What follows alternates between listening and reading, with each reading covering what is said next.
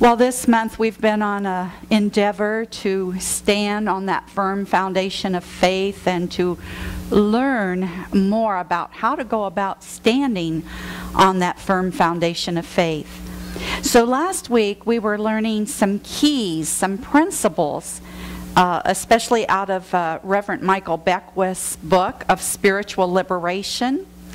And the first key was that evolved people give thanks. They give thanks all the time.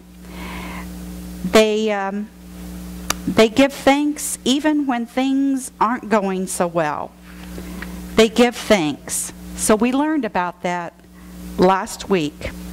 So let me get my bearings here a minute, okay? It says, in fact, evolved people give thanks for what most people just take for granted. And we talked about how giving thanks for the birds and the lilies of the field and just for everything, and making our gratitude journals. So giving thanks. And the second thing that we learned last week was evolved people give without agenda. And so we talked about giving and receiving and what was entailed in that. So we want to go further this week and talk about the other principles that he shared with us about highly evolved people. So the third principle is evolved people race to see who can forgive first. That's a great race to be in, isn't it? Wow, race to see who can forgive first. Michael says this, a competition worth entering is the race to see how quickly you can forgive, because evolved people race to forgive first. When we lack a forgiving consciousness, we become deaf to the whispers in our hearts saying these words, forgive them, for they know not what they do. A lack of forgiveness broadcasts now a signal to the universe that there is something that someone has done to cause a sense of lack within you. For example, let's say you have not received an apology you believe that is owed to you. Your emotional body, that's the body that kind of surrounds us, then embodies the energy of lack. Because everything is energy. Everything is energy. The energetic thought form of lack outpictures in your experience in some form of debt. Oh my gosh. Those are profound words. Some form of debt and lack. The resistance also to forgiving is an attachment to the need to be right by God. I know I'm right. You've been there? I've been there a few times myself, and by golly, I'm not forgiving yet. But remember, we race to see who can forgive first. When we are unable to forgive others, it is an indication that we find it difficult to forgive ourselves. Oh boy. The power of forgiveness is liberating because it removes obstacles to the flow of good in our lives. That's what we were talking about, that good that flows into our life, that prosperity, if you will, that wonderment of peace. When we're talking about prosperity now, we're not just talking about money, even though that's wonderful. Let's put that in perspective. In our world, money is important. That's our exchange. But we're not just talking about money, but that is part of it. Forgive us our debts as we forgive our debtors. But also, part of prosperity is that inner peace, that inner love, that inner wisdom, all those attributes of God. We're blocking that through non-forgiveness. In the quest, it tells us about this blockage. It says, no matter how educated we are in spiritual principles, so let's not get all puffed up thinking we're just, we're it and we know everything about spiritual principle. Unless there is complete forgiveness in our lives, we wither and we die spiritually, emotionally, and sometimes even physically. Because we are working in such opposition to our basic nature, which is to love. Love is everything, like it said in Glenn's song. Without complete forgiveness, we ultimately deny ourselves access to the total healing, emotionally and physically. We're denied abundant prosperity and permanent peace and all other good which God wants us to experience. Our way is blocked. Our way is blocked. It is as if we have come up against a stone wall. Wow. Forgiveness. So very important. Jesus, our way shower, said to the effect, somebody asked him, how many times do I need to forgive? And he said 70 times 7. Well, that comes up to 490 times. But what he is metaphysically saying is to keep forgiving, keep forgiving, keep forgiving until it becomes a way of life. Until you're finally able to race to see who can forgive first. That's what it's all about. So highly evolved people race to be the first to forgive.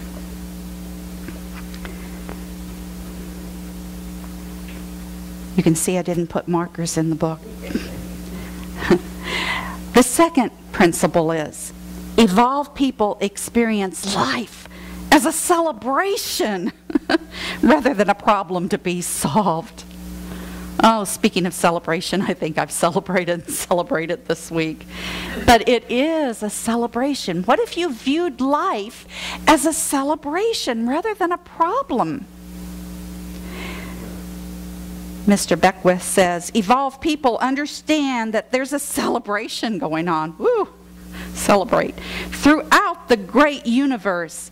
And that a cosmic celebration, if you will, can be localized within you when you realize that life is not a problem to be solved, but a magnificent mystery to be lived. When you function at this octave, you realize that in a state of God consciousness, problems are dissolved. Problems are dissolved in that God consciousness, in that cosmic celebration. When you think about life as a celebration rather than a problem, your life begins to flow even better, along with the forgiving, along with the giving and so forth. It's just like this morning, for example, as we were driving here and it got darker and darker. Well, the light was there, wasn't it? The light was above us. The sun is always shining. If you walk into a dark room, what do you have to do? You turn on the switch and there's light. You don't understand how the light, technically gets there other than through electricity. And as I said, we are the light. We are the light. So if we're in that celebratory mood, then the light is going to come and you're going to send out that vibration to all that you meet. And so there isn't going to be the problems, or you don't look at them as problems. You don't look at life as a problem, but rather as a great mystery. Oh, goodness. So, problems, according to Michael, are a human predicament, not a divine one. And I really thought about that quote. You know, it is a humanness. We're in our human mind, aren't we? It's not a divine one. If we're standing on that firm foundation of faith in God the good. And I think way back in the other thing about giving thanks for the challenges that come our way. So if we look at that and give thanks and think, well, this is a great celebration, you know, we might turn our thoughts around a little bit. You know, when a chicken is beginning to hatch, it is involved in this fluid beforehand that sustains it. But then if it stays there, it gets poisonous. Did you know that about the egg? I didn't know that. It would get poisonous if they don't peck their way out, and they're going to die. Or if somebody wants to help it along, you know, and peck, that's not going to work either. But the chicken instinctively knows when that's happening and begins to peck out of that. And so thereby is born and saved. Now, for us, the pecking order would be prayer and meditation, especially when those problems come, when those challenges come. That's our pecking order. Otherwise, we're going to be in that poisonous fluid, if you will, in our body and in non-forgiveness. And so it's just going to consume us and really take us to a level that, like they said, that could maybe, if we keep it up, you know, hurt us emotionally, hurt us physically. So, life is a celebration. Pray and meditate. The next principle, not the third, is evolved people talk to themselves and not to the world. Now, what does that mean?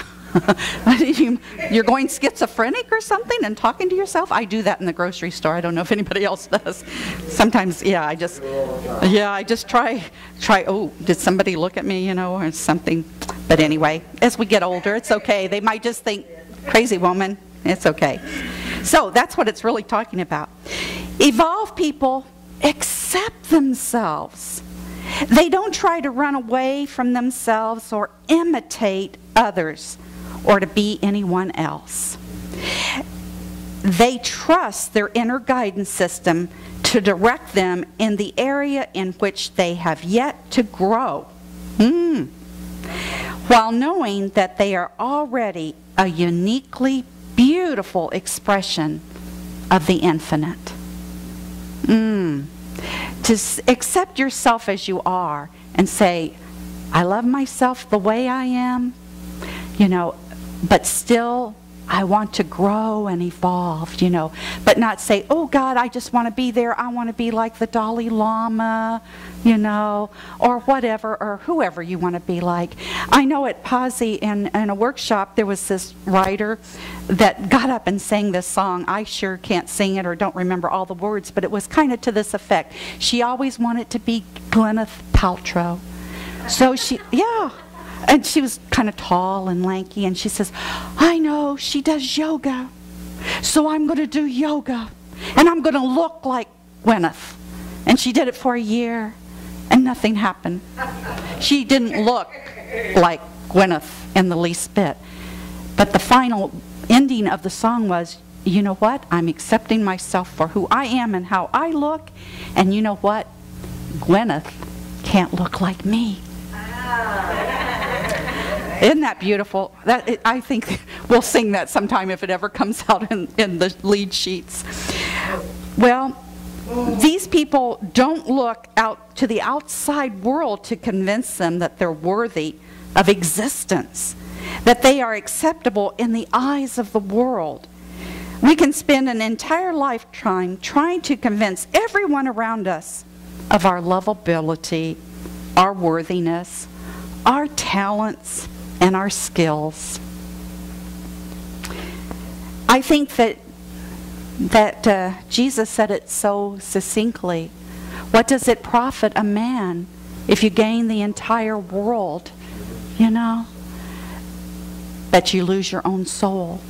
So if you're busy trying to please everybody, you know, and trying to think, what do they want, and what can I do, and oh, I can't do that, you know, because then I'll be judged.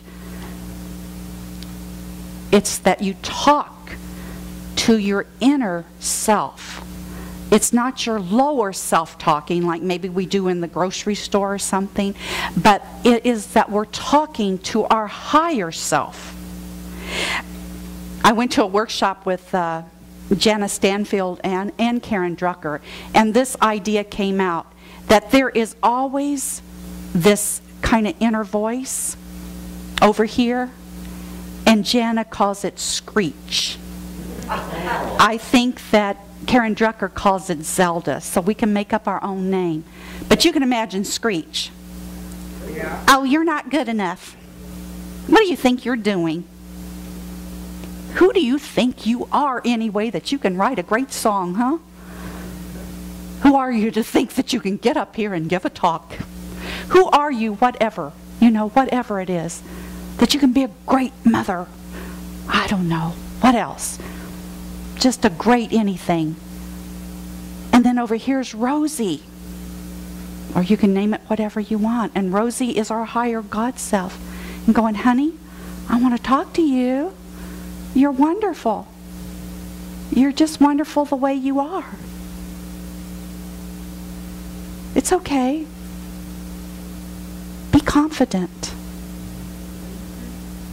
It's okay if you believe that way and the whole world doesn't believe the same way you do. Just go for it. What Michael Beckwith is saying is that we lean into that Rosie, we lean into that God self and become confident that we don't want to gain the accolades of the whole world. As Karen Drucker says, I'd rather have, you know, it was always like, well, there's nobody here, and I could look around today, well, there's nobody hardly here in church, these seats aren't filled up. What do you think you are anyway? But it's not. She said if there's 2 people there in the audience when she's singing, and they make a bond, wow, that's what's important. That's what's important. So, love yourself.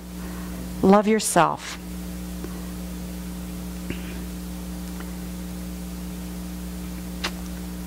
Well, the next part is, evolved people choose happiness over drama.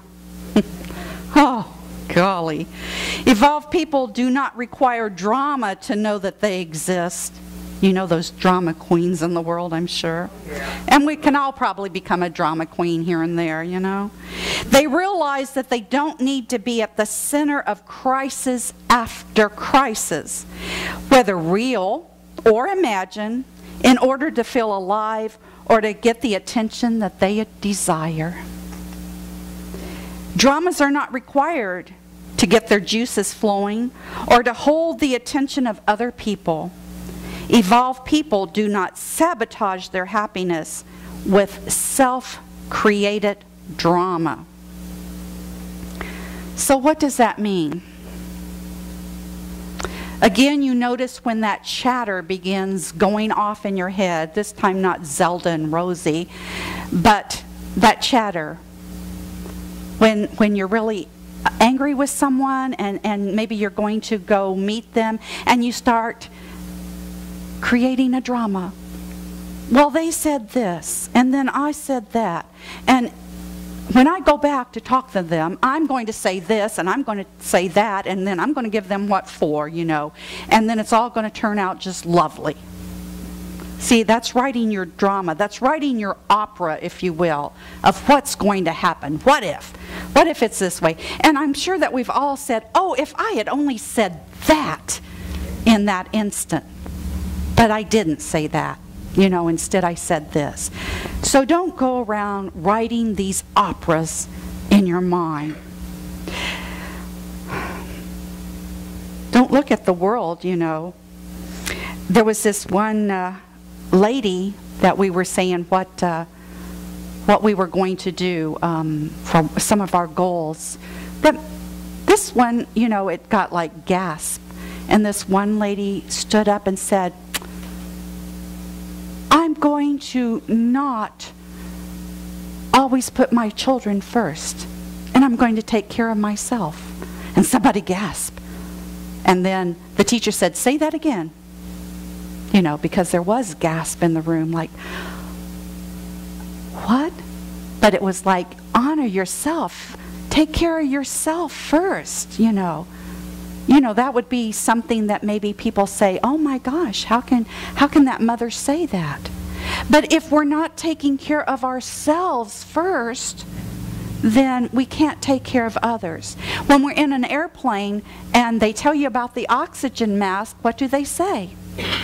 Put it on yourself first and then put it on the child. Because if you're just struggling to put it on with a child, you know, maybe things can happen. You might pass out. So yeah, go ahead. Take care of yourself. And don't worry about what others are saying, if that's your truth. In Conversations with God this past week, we were talking about family values, and that's where we get all of our religious training, or a majority of it, along with our religious leaders. And our family values, it said, are really good. They're kind of our blocks, if you will, not blocking us, but they're our foundation. But it said to look at each brick, each block, and say, does this serve me anymore? Not that it's wrong or right, but does this serve me? And for that particular mother, it wasn't serving her anymore to say, you know, I'm going to just look after my kids first and foremost and not take care of myself. So she got the idea. And then I think some of us that were there gasping got the idea too. Oh, well, maybe it would be important to take care of ourselves first and foremost. Well, the next one is, evolved people understand the value of downtime. Evolved people know that downtime is one of the most valuable gifts that they can give themselves. They have experienced that downtime is when their spiritual root system is strengthened by stopping all outer activity and simply being. Downtime provides for fresh insights and revelations to occur because the discouraged mind has showed an endless stream of chatter going on. That's when the chatter finally goes away. So it's great that we take the time to meditate here in church on Sunday, but it takes more than that, folks. It takes your practice of taking that time to really get away from everything and be in that silent space so that spirit can connect, so that you can connect with spirit, so that you can hear that still small voice. Now there's people that tell me, don't have time for that. Don't have time to meditate. I'm so busy. I'm so busy I can't do it. Are you busy taking care of others? What is the busyness that you can't take 5 minutes in the morning? I think that we passed out a morning prayer to God. I think it takes 5 minutes to read. If we started reading that even, and just practicing that for 5 minutes, think how wonderful that would be. Because as you do that over and over, as you do your practice over and over, as it becomes a way of life for you, then as you go through your day and those little dramas come, then you can remember maybe little parts of it. Like, this is going to be the most fabulous day that I've ever lived. Celebration of life that we're talking about. There's so many things out there that can grab our attention.